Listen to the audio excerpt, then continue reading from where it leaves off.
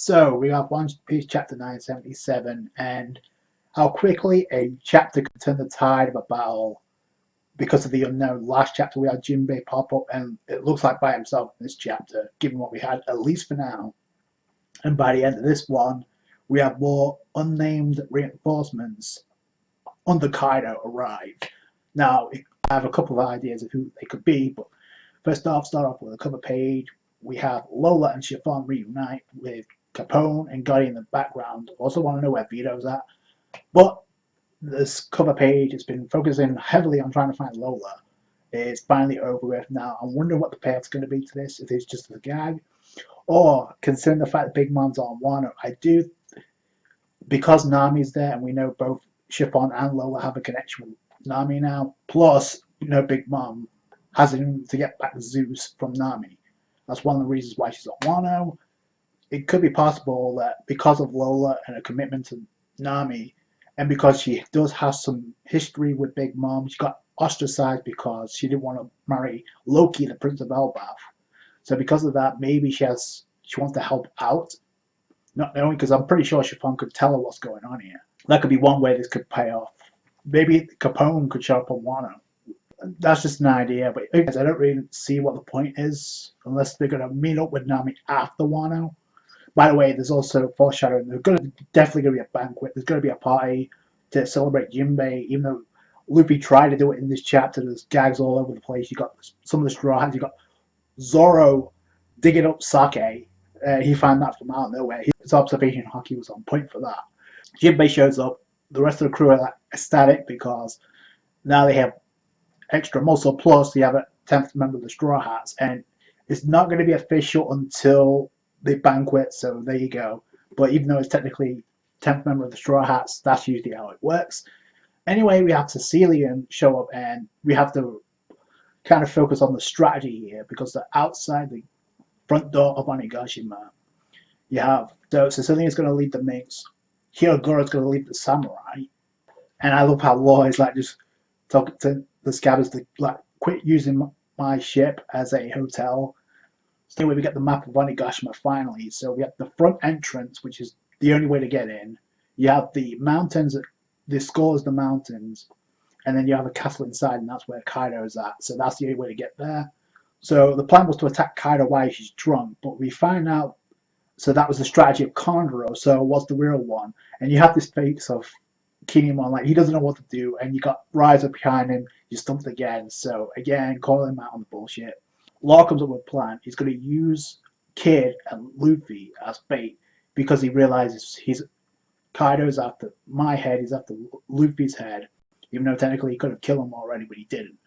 He's after the Scabbard's head, and he's after Kid's head. So they're going to use those two as bait, so then they can follow in afterwards. So use them as a decoy, pretty much. Doesn't work because the Straw Hats go in immediately. They fatherize the father members of Kaido's boys instantly. Luffy comes in, Jinbei does his thing. That was pretty cool. Zoro, probably one of my favorite panels of this. Zoro comes in, uses both two swords. I don't think he uses three swords here. Just cuts the enemies down.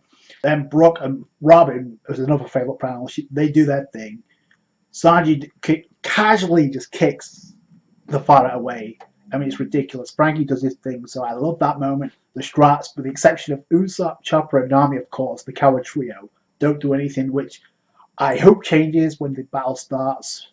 They could be reserving themselves, hopefully. I hope that's what happens. Otherwise, because it's going to be cool to see this, but this is Oda's way of not having all the Straw Hats in action, like some of the Straw Hats. We saw this in Zoe. We haven't had the full crew, so same thing here.